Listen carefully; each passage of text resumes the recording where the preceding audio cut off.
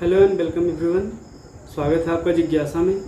जिज्ञासा के आज के वीडियो में हम जानेंगे कि अगर हम पे इनकम टैक्स रिटर्न भरने की लायबिलिटी है तो हमको कौन सा रिटर्न भरना है। पिछले वीडियो में हमने डिस्कस किया था कि क्या हमको इनकम टैक्स रिटर्न भरना है, यदि भरना है तो किस डेट तक भरना है और उसके लिए क्या क्या पेनल कॉन्सिक्वेंसेस हैं। तो आज के वीडियो में हम ये जानेंगे कि अगर हम पे इनकम टैक्स रिटर्न भरने की लायबिलिटी आ रही है तो हमें कौन सा इनकम टैक्स रिटर्न का फॉर्म भरना है। सबसे पहला फॉर्म है ITR-1। ITR-1 में कोई भी व्यक्ति जिसकी इनकम सैलरी से है या फिर एक हाउस प्रॉपर्टी से है। यहाँ पर मैं आपको बता दूँ, इनकम टैक्स में इनकम के टोटल 5 सोर्सेस माने गए हैं। पहला है इनकम फ्रॉम सैलरी, दूसरा है हाउस प्रॉपर्टी, तीसरा है कैपिटल गेन, चौथा है बिजनेस प्रोफेशन एंड पांचवा है अदर सोर्स। यानी कोई भी इनकम जो 4 हेड में क्लासीफाई नहीं हो पाई उसको 5वें अदर सोर्स में क्लासीफाई किया जाता है। अदर सोर्स में कुछ इनकम के एग्जांपल हम देख लेते हैं, जैसे कि आपको लॉटरी, पजल्स, रेस या फिर किन्हीं अन्य सोर्सेस से यानी गिफ्ट वगैरह से इनकम होती है तो उसे अदर सोर्स में लिया जाता है। तो आपको अगर सैलरी से इनकम है या फिर सिर्फ एक हाउस प्रॉपर्टी में भी सब डिवीजन होता है। लेट आउट यानी जो किराए पे चढ़ाई हुई है, और एक सेल्फ ऑक्यूपाइड जिस पे आप खुद रह रहे हैं, या फिर ये पार्सली भी हो सकती है, यानी आधी आप अपने लिए यूज कर रहे हैं और आधी आपने लेट आउट कर रखी है यानी किराए पे चढ़ा रखी है। तो अगर आपके पास सिर्फ एक रेसिडेंशियल हाउस प्रॉपर्टी है, आपके पास सैलरी की इनकम है और या फिर आपके पास अदर सोर्सेज से इनकम है, यानी जैसे आपको सेविंग बैंक में इंटरेस्ट मिल रहा है, ऐसा कुछ भी, तो आपको ITR-1 भरना है। यहाँ पर ध्यान देने की बात है कि आपकी इनकम हर सोर्सेज से मिला के 50 लाख से ज़्यादा नहीं होनी चाहिए और आप किसी कंपनी में डायरेक्टर नहीं होने चाहिए। अगर ये चीज़ें हैं तो फिर आप ITR-1 नहीं भर पाएंगे। हाँ, तो अगर ITR-1 नहीं भर पाएंगे तो फिर क्या भरेंगे? तो फिर आप ITR-2 भरेंगे, यानी कि आपकी इनकम 50 लाख से ऊपर हो रही है, या फिर आपके पास एक से ज़्यादा हाउस प्रॉपर्टी है, या फिर आपके पास कोई फॉरेन की इनकम है। तो यानी ITR-1 में जो कुछ आ रहा है वो सब कुछ है, पर वो 50 लाख से ऊपर हो रहा है, या फिर उसके अलावा आपके पास एक से ज़्यादा प्रॉपर्टी है, या फिर आपने कोई सा इन्वेस्टमेंट सेल किया है, या फिर आपके पास फॉरेन सोर्सेज से यानी देश के बाहर किसी अन्य देश में कोई एसेट आपके पास है जिससे आप इनकम डिराइव कर रहे हैं, या फिर आपके पास एग्रीकल्चर इनकम है जो 5,000 रुपये से ज़्यादा है, या फिर जो पहली बार मैंने बताया कि आपकी टोटल इनकम 50 लाख से ऊपर हो रही है तो आपको ITR-2 भरना है। इसके अलावा ITR-3, तो यानी जो ITR-2 में इनकम जो भी मैंने आपको बताई, उसके अलावा अगर आपके पास बिजनेस प्रोफेशन से इनकम है यानी PGBP, जो चौथा सोर्स हमने बताया था कि अगर आपके पास बिजनेस एंड प्रोफेशन से इनकम डिराइव हो रही है तो फिर आपको ITR-3 फॉर्म भरना है, भले ही आपकी इनकम 50 लाख से कम हो। यानी आप भले ही आप ITR-1 या 2 की कैटेगरी में फॉल हो रहे हैं, पर आपको ITR-3 भरना पड़ेगा अगर आपके पास बिजनेस प्रोफेशन की इनकम है। इसके अलावा होता है ITR-4। तो ITR-4 किसको भरना है? तो कोई भी व्यक्ति जो ITR-3 भर सकता है वो ITR-4 भी भर सकता है, प्रोवाइडेड दैट कि उसके पास इनकम जो है प्रिजम्पटिव इनकम है। यानी प्रिजम्पटिव इनकम क्या हुई?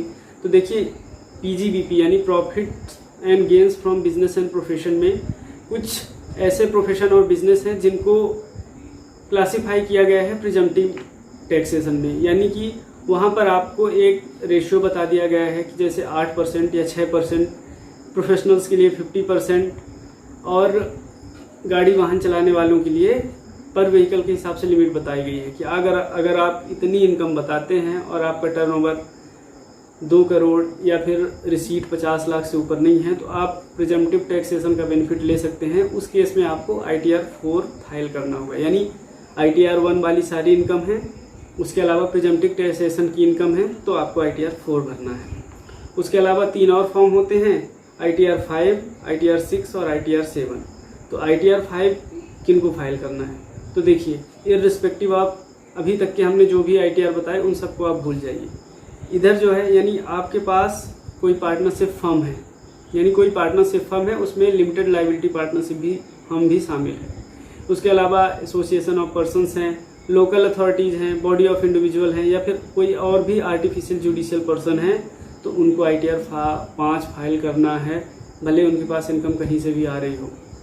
इसके अलावा कोई भी कंपनी है जिसको 1111 यानी कि इनकम टैक्स के सेक्शन 11 में अगर उनको एग्जम्पशन नहीं मिल रही है, यानी वो ट्रस्ट नहीं है, एनजीओ नहीं है, तो उनको ITR 6 फाइल करना है, यानी कंपनीज को ITR 6 फाइल करना है।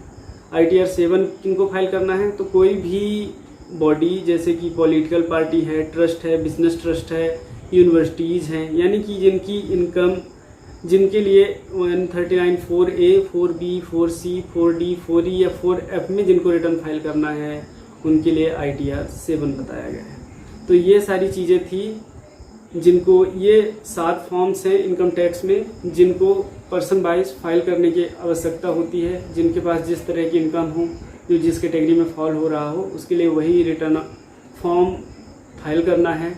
ऐसा नहीं है कि आप कोई सा भी रिटर्न का फॉर्म फाइल कर सकते हैं, जहां पर आपकी जो एप्लीकेबिलिटी आ रही है वही रिटर्न आपको फाइल करना है। रिटर्न आप स्वयं फाइल कर सकें तो बहुत ही अच्छा है, नहीं तो अपने किसी कंसल्टेंट से फाइल करवाएं। हाँ, एक चीज़ ध्यान देने वाली है, इस साल 7 जून को इनकम टैक्स डिपार्टमेंट ने अपना नया पोर्टल लॉन्च किया था, बहुत सारी खूबियों को गिनाते हुए। अनफॉर्चुनेटली वो बहुत ही स्लो और गलत वर्क कर रहा है, जिस कारण से हर प्रैक्टिशनर्स को, चार्टर्ड अकाउंटेंट्स को या कोई भी जो भी इनकम टैक्स का काम कर रहा है, बहुत परेशानी आ रही है। तो अगर आपका काम समय पर नहीं हो पा रहा है तो इसके लिए आपके कंसल्टेंट, आपके प्रैक्टिशनर जिम्मेदार नहीं है, इसके लिए पोर्टल जिम्मेदार है। यानी जब तक वो बराबर से फंक्शन नहीं करेगा तब तक आपका काम समय पे नहीं हो पाएगा। तो इसके लिए अपने कंसल्टेंट से आर्ग्यूमेंट ना करें, क्योंकि इसमें पोर्टल की गलती है, इसमें किसी भी पर्सन की गलती नहीं है। जब तक पोर्टल नहीं सुधरेगा तब तक रिटर्न या कोई भी काम ढंग से नहीं हो पाएगा। आगे हम बात करेंगे कि अगर आप सैलरीड हैं और आप ITR 1 में फॉल करते हैं या फिर नहीं भी फॉल करते हैं और आपसे एक सैलरीड हैं, तो आपको क्या क्या चीज़ें, क्या सावधानियां रखनी चाहिए। तो देखिए, आपकी इनकम टैक्स का असेसमेंट ईयर एंड पे नहीं होता, वेरी फर्स्ट डे से होने लगता है। आपका जो एम्प्लॉयर है वो आपकी डिटेल असेस करता है। तो आपको इस बात का ध्यान रखना चाहिए कि आप ज़्यादा से ज़्यादा जानकारी, यानी आपकी सैलरी की इनकम और अगर आपको हाउस प्रॉपर्टी से इनकम या लॉस हो रही है तो ये चीज़ें आप अपने एम्प्लॉयर को ज़रूर बताएं। आपके पास किसी अलग सोर्स से, मतलब कि जैसे आप 2 जगह काम कर रहे हैं तो आपने जहाँ पे आपका TDS कट रहा है उस एम्प्लॉयर को इसकी डिटेल ज़रूर दें।